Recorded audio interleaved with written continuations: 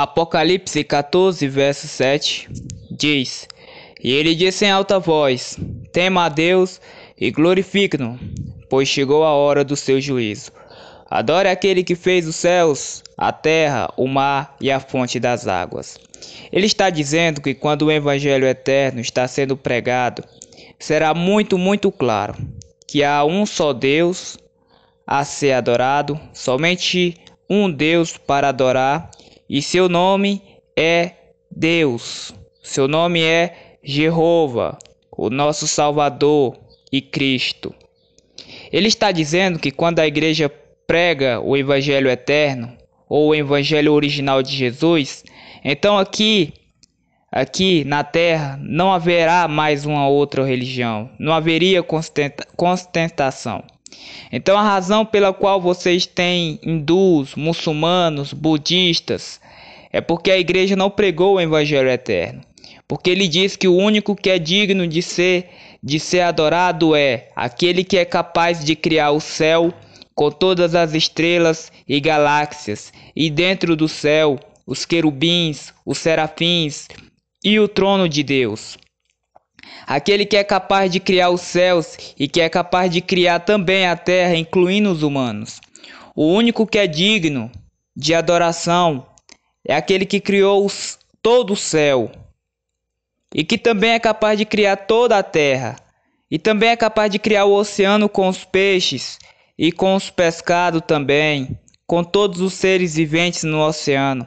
Aquele que é capaz de criar as fontes debaixo da terra. E ele diz que não há argumentos, não há debate.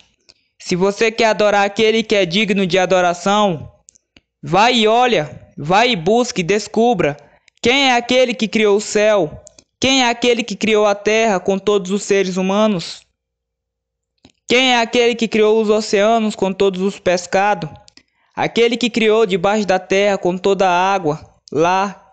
E ele diz que se você encontrar aquele Deus, somente ele que é digno de adoração, aquele que seu nome é Jeová, em outras palavras, se a igreja pregasse o evangelho apropriadamente, você não precisaria de um conselho de religião.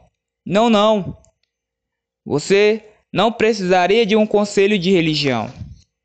Você precisaria somente de um conselho para adoração, para adorar a Deus. Não haveria debate, não haveria constatação de qual é o Deus que deve ser adorado. E ele está dizendo que se você pregar o evangelho eterno corretamente, escuta, todo mundo da terra estaria adorando Jesus. E não haveria constatação. Eu quero dar algo muito importante, que ele está dizendo que você deve adorar.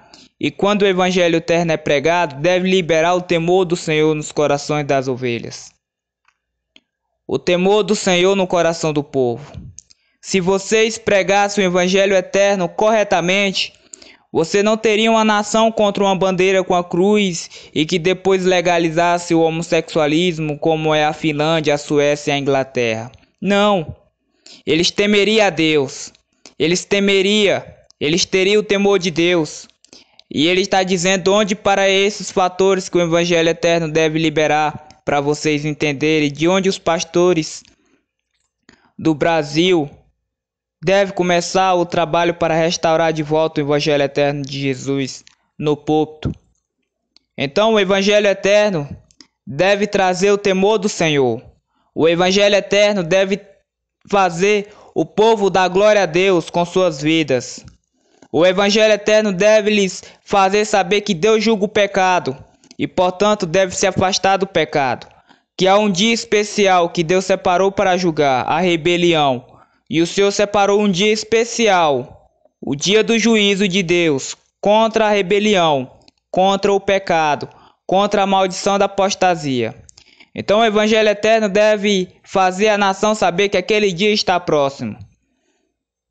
E muito próximo. O evangelho eterno deve fazer a nação saber que o juiz já foi indicado. Aleluia.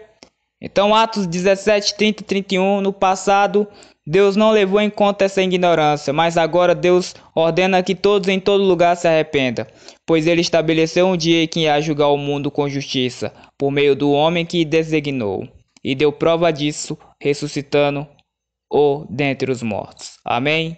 Então, a paz do Senhor Jesus, muito obrigado quem ouviu essa mensagem, que Deus abençoe no mais poderoso nome de